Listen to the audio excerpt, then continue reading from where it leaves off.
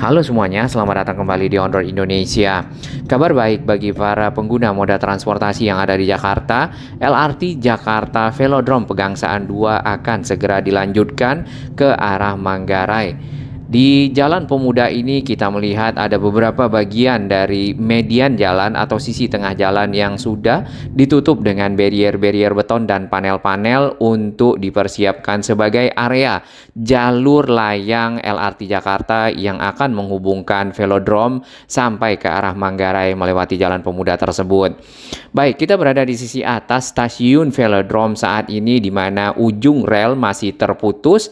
Terdapat dua rel di sini, nantinya akan berbelok ke arah barat masuk ke Jalan Pemuda tadi, ataupun juga bisa dilanjutkan ke kiri atau ke arah timur melewati Klender sampai ke arah Halim. Rencananya seperti itu. Namun realisasinya untuk tahap awal yang kita lihat di sini adalah ke arah Manggarai. Dan itu cukup penting karena stasiun LRT Jakarta Velodrome ini baru hanya tersambung dengan halte Transjakarta Pemuda Rawamangun di perempatan Arion ya. Jadi para penumpang dari arah Pegangsaan 2 ingin menuju ke pusat kota Jakarta maka akan berpindah moda transportasi di sekitar stasiun Velodrome ini yang terintegrasi dengan halte Transjakarta tersebut. Rangkaian kereta yang dipergunakan oleh LRT Jakarta saat ini disediakan oleh perusahaan asal Korea Selatan yaitu Hyundai Rotem.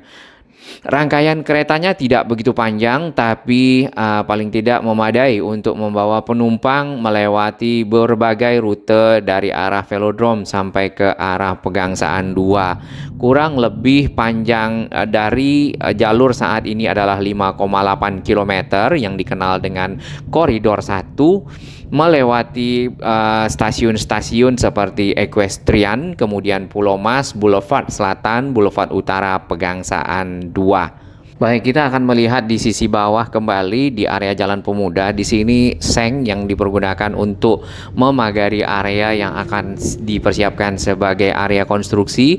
Di situ terdapat informasi perusahaan-perusahaan serta entitas-entitas yang akan ikut dalam proses pembangunan LRT Jakarta ini. Di antaranya yang kita kenal adalah Jakpro dan juga Jaya.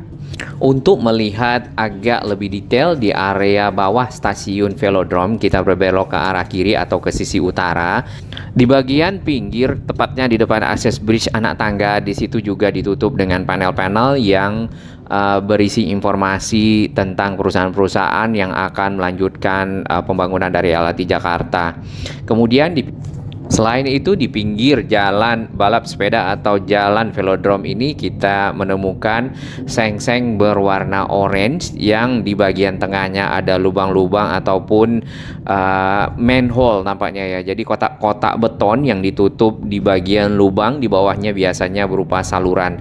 Salurannya saluran air ataupun saluran untuk kabel. Ya, bila memang ini adalah saluran kabel, maka kabel yang ada di udara saat ini kita perhatikan juga sudah jauh lebih berkurang dari waktu sebelumnya yang sempat kita lewat di sini. Berarti sudah sebagian direlokasi ke dalam saluran yang sudah dipersiapkan. Kemudian lagi proses lain di sini adalah perapian dan pelebaran trotoar di sepanjang jalan ke arah Kayu Putih Raya.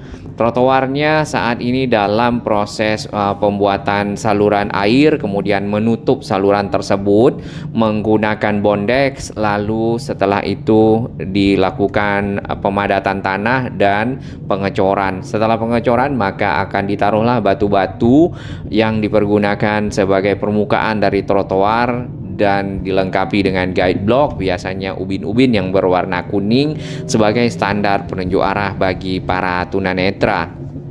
Dan proses pelebaran trotoar itu akan berlangsung sampai ke arah Jalan Perintis Kemerdekaan. Baik, kita akan bandingkan dengan beberapa bulan yang lalu pada saat kita melewati jalan yang ada di bawah stasiun Velodrome ini.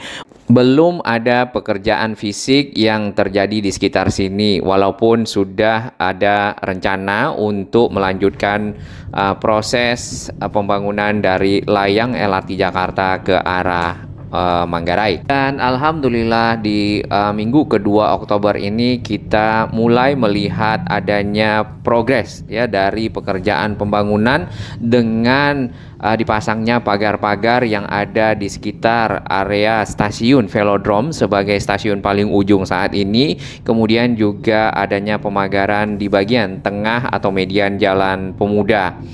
Baik, untuk stasiun Velodrome saat ini tersambung menggunakan JPO yang cukup panjang ke arah halte Transjakarta Pemuda Rawamangun di sisi kanan kita.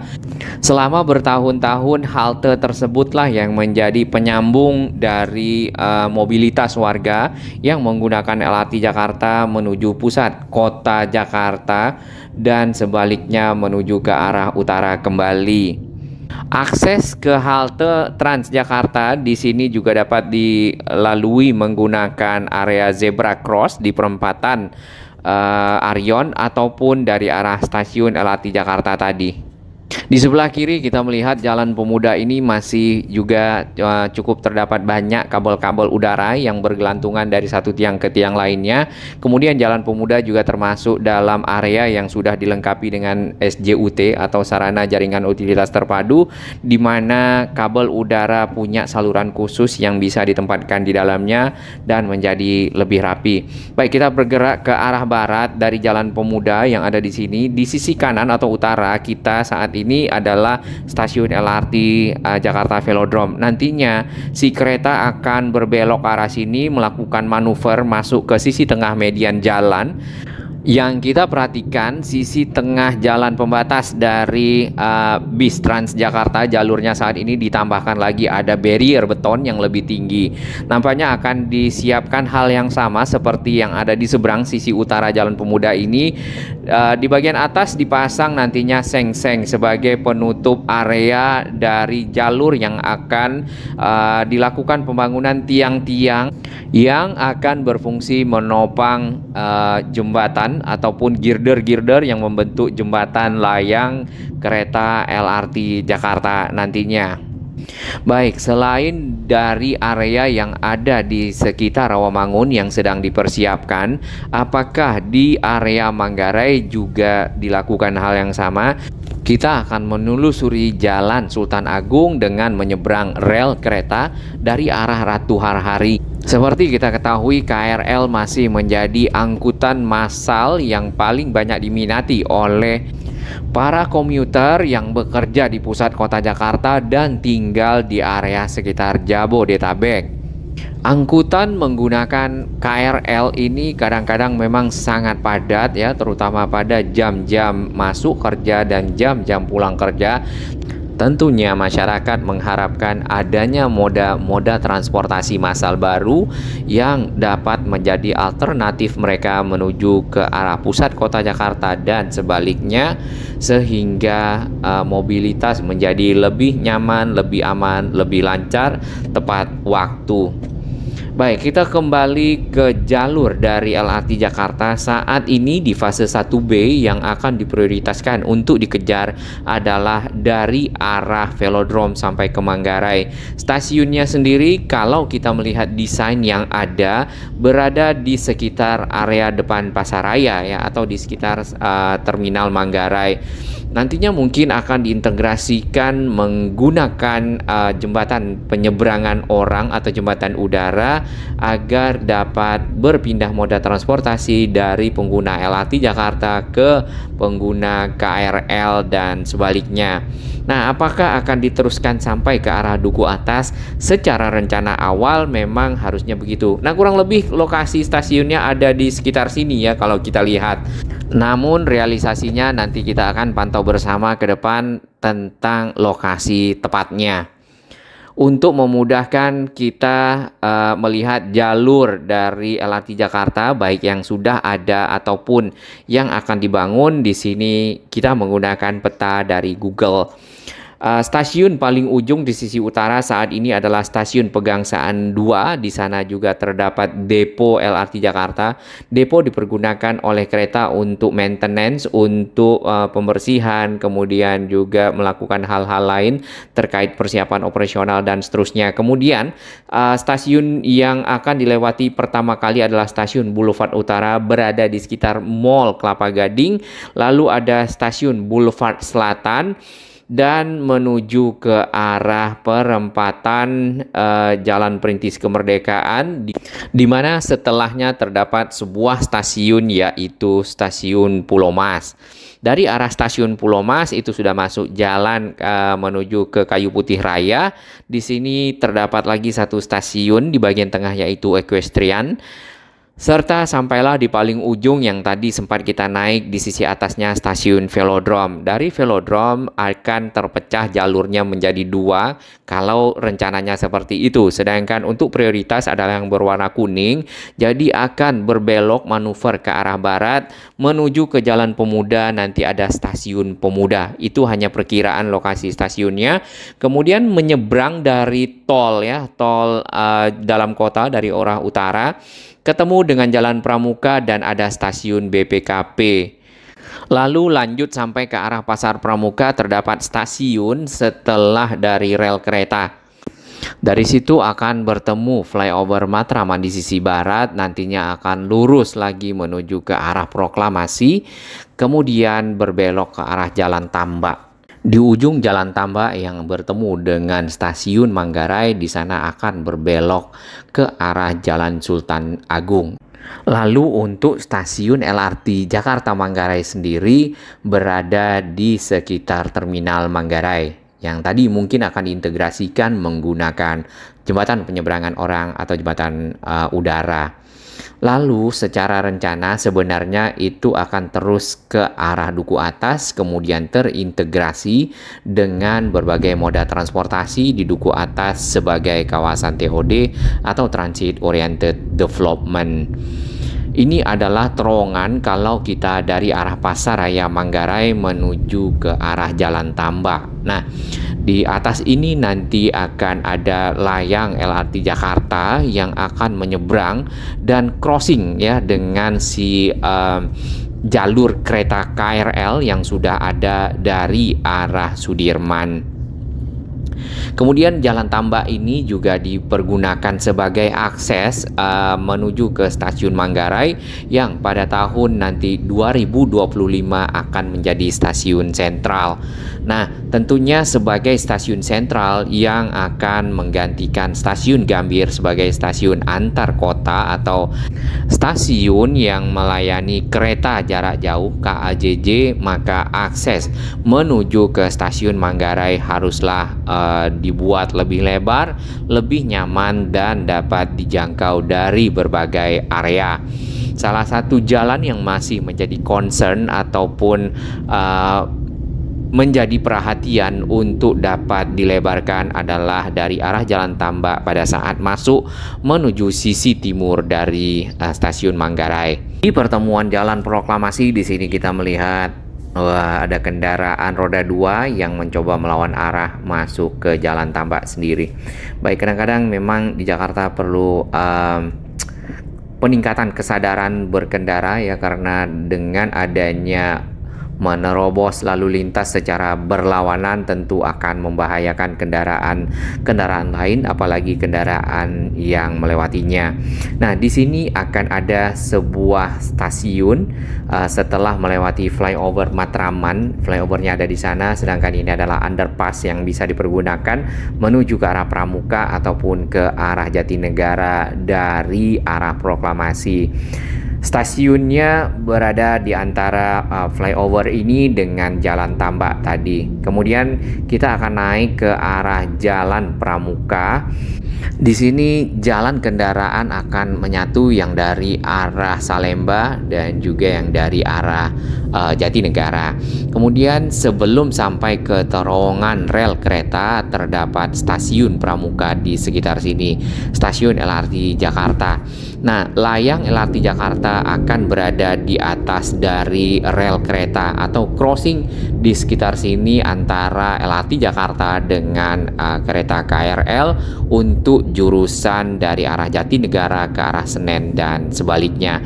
Stasiun KRL terdekat di sekitar sini adalah stasiun Keramat. Lalu setelah kita melewati underpass tadi, underpass rel kereta, tadinya itu adalah perlintasan sebidang antara rel kereta dengan jalan pramuka. Kemudian untuk menghindari kepadatan dibuatlah underpass sehingga jalan kendaraan lalu di bawah dari jalan rel kereta. Baik, jalan pramuka sendiri terpisah dari jalur cepat dan jalur lambat. Ada pembatas jalan yang ada di sini. Kita belum tahu apakah jalan pramuka akan disatukan mirip dengan jalan Rasuna Said. Mudah-mudahan iya, sehingga jalan pramuka menjadi jauh lebih lebar dibandingkan dengan saat ini di mana adanya ketersendatan pada waktu-waktu kendaraan berpindah jalur. Nah, di antara jalan pramuka ini akan ada satu stasiun LRT Jakarta, yaitu stasiun BPKP. Kemudian nantinya layang dari LRT Jakarta akan menyeberangi jalan tol, tentunya lebih tinggi dari tol dalam kota yang menghubungkan sisi Cawang ke arah Priok atau ke arah utara, lalu masuk ke arah Jalan Pemuda.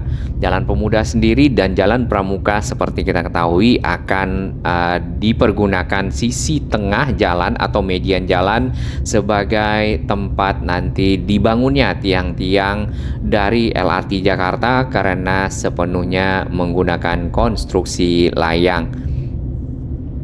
Adapun dana yang dipersiapkan untuk pembangunan dari LRT Jakarta ini adalah 2,4 triliun dengan panjang 6,4 km atau kita rata-ratakan per kilometernya hampir 400 miliar. Berbeda dengan MRT, tentunya MRT lebih mahal dikarenakan konstruksi ada di bawah tanah.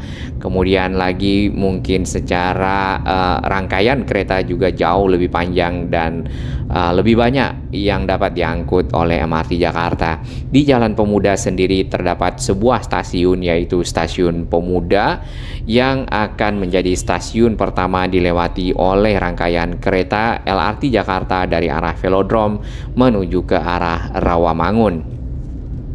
Sebenarnya di setiap stasiun-stasiun itu nanti akan terintegrasi dengan berbagai moda transportasi. Apakah akan dibangun juga di sisi bawah dari stasiun tersebut seperti halte Transjakarta yang ada di sepanjang HR Rasuna Said? Kita nantikan bersama, karena bila iya maka akan ada integrasi dengan halte Transjakarta walaupun ada irisan ya dalam jurusan mungkin di beberapa lokasi, sedangkan selebihnya dapat dipergunakan oleh masyarakat berpindah moda transportasi menuju ke tujuannya masing-masing. Baik, di sisi kanan ini tadi di awal adalah bagian dari tengah atau median Jalan Pemuda yang sudah ditutup dengan barrier beton, kemudian dipasang seng atau panel-panel yang diberikan informasi lengkap tentang entitas atau perusahaan yang akan melakukan proses pembangunan dari LRT Jakarta layang ini. Kita doakan semoga dapat segera tersambung karena ditargetkan 3 tahun ya dari sekarang. Velodrome sudah tersambung dengan Manggarai sehingga memudahkan bagi warga Jakarta bertukar moda transportasi menuju ke arah pusat kota Jakarta dan sebaliknya. Bagi sahabat kami yang baru menemukan channel ini, silakan subscribe dan ikuti perkembangan informasi transportasi infrastruktur lingkungan Jakarta, Jawa Barat dan sekitarnya menuju Indonesia yang lebih baik.